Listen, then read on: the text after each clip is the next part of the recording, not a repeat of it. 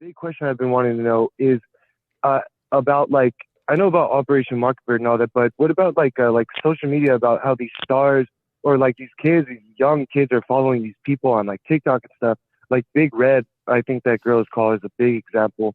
Is there like something behind that? Like how are they like getting so big, so famous, and all that stuff, and then controlling the YouTube masses of kids?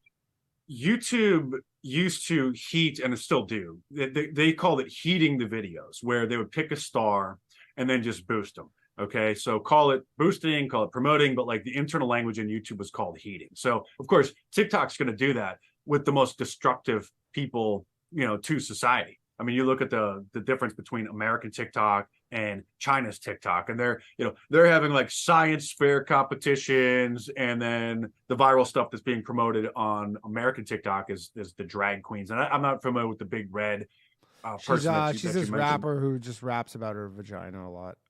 Oh yeah, anything that's Yeah. going to be damaging to the culture is pretty much going to get promoted at that point, and it's so artificial too, and that's why you can see sometimes they'll shove it down people's throat. They create almost this like self-fulfilling prophecy where they boost something to make it seem as if it's popular, and then people start talking about it, and then it actually does become popular. And that's one of the things that I like about Elon, where he took away the manipulation. Remember all the manipulation of the trending list on Twitter? How like Oh, of every course. week there would be one of those new gender bending holidays, like, oh, it's gender non-binary teacher appreciation day and all this stuff. It was like literally like every week when I was writing one of my books, The Liberal Media Industrial Complex. I just started to notice like every Yeah, there's a new like one every Sunday trend. there's Yeah. just there's some kind of LGBTism on a Sunday, the following Sunday, for like 9 months, dude. It was just a weekly thing, and all the Black Lives Matter stuff and injecting things. So yeah, I don't know who Big Red is, but she sounds like total trash, which is why the Chinese are pushing it, and the hateful,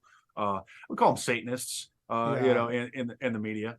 Yeah. I mean, they for Yeah. sure. That's the thing is like if you can control how many eyeballs we'll see, like you can make a thing go viral.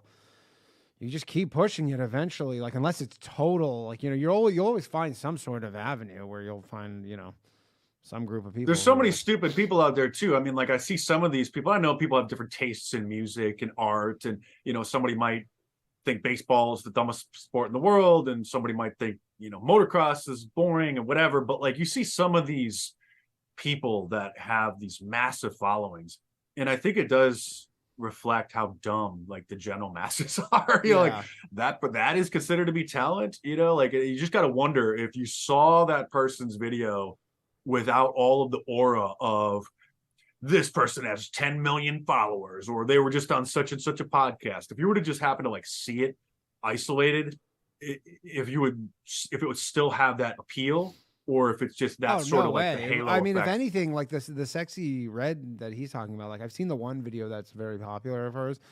If it had 20 views, you'd literally be dunking on it as like, look at this lunatic who is making the biggest piece of shit. But the Yeah, moment that it has like a certain just like gets this gravity and popularity, and then it's assigned like a social value, I guess. It's like a social proof almost.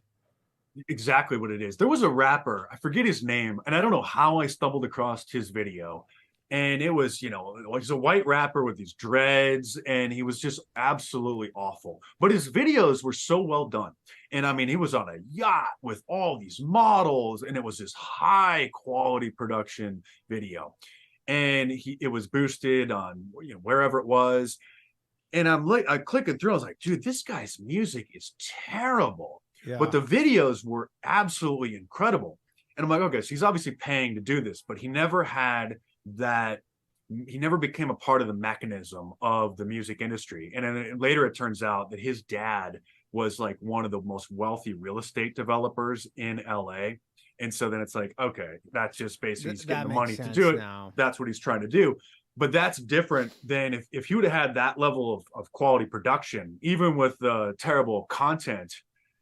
If he would have been promoted within that ecosystem, you're right, they would have got that social proof, and he would have been like the biggest thing in the world. But he never took off because for whatever reason he just never got picked, as the new white rapper guy. Right. I mean, I'm sure like the Island Boys, like those guys. They just, But they're that was, weird. That's like a weirdness kind of thing. Like, yeah. okay,